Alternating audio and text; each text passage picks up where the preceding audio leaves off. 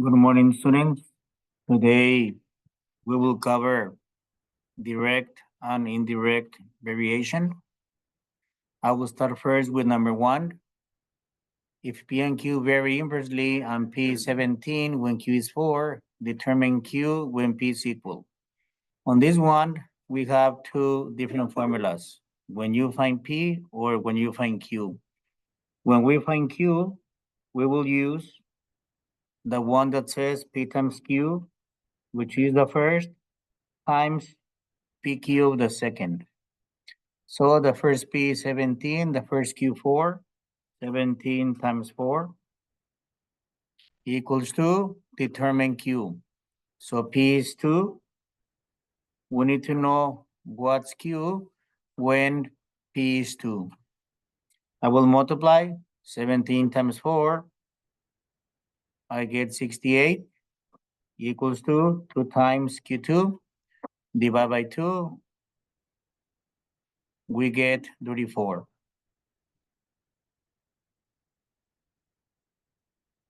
You may pause the video as you need to.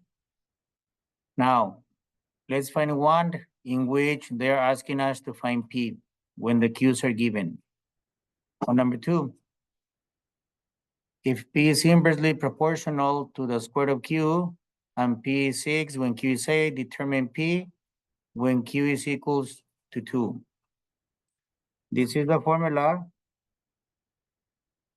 when we find or determine P. My first P and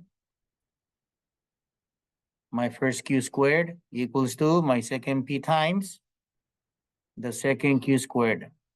After this, all we have to do is substitute. The first P is when P is 6, Q is 8. I'm not forgetting the exponent 2. And determine P when Q is 2. So I need to find P2. So I get here 6 times 64 equals to P2 times 2 times 2, 4. I will divide by 4.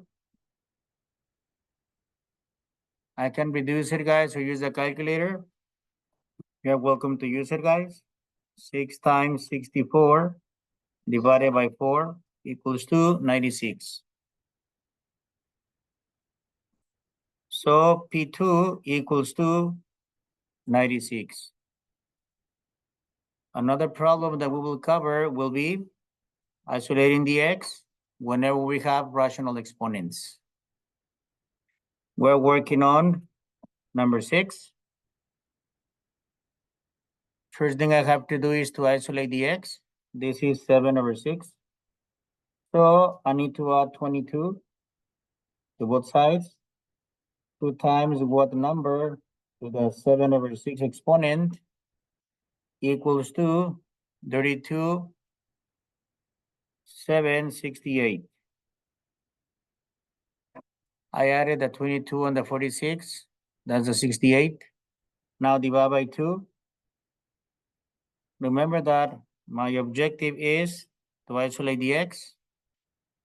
We may use a calculator, guys, to divide by 2. I know we can do it mentally, guys, but to ensure we have those proper numbers, 32,768 over 2, we get 16,384. Now, what's new today is how do I isolate the x whenever we have rational exponents or fractions? We will utilize the inverse or the reciprocal. 6/7 on both sides. Cancel the exponent, the x is isolated. Now, for this amount, absolutely we will need the calculator. How do we utilize it? You move it to the left a little bit, guys. And here we have it. Okay, so I will open a parenthesis, 16,384, close it. Now, for any exponent, we need this arrow, pointing arrow where Manel is. That's for any exponent, either whole number or fraction. I will open another parenthesis, and we get 6/7. 6/7. equals to 4096. 4096. You may pause it, guys, as you need it. The last problem that I will do will be direct variation. Direct variation is very simple because we use a formula that's very straightforward. Y equals kx, but we will use it twice. Y equals to kx. So y is 26 when x is 13. Y is 26 when x is 13.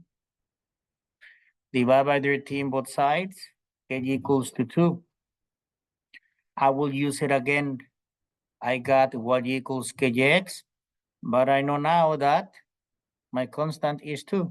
So y equals to 2 times the x. Now I will finish reading the problem. Find y when x is 6.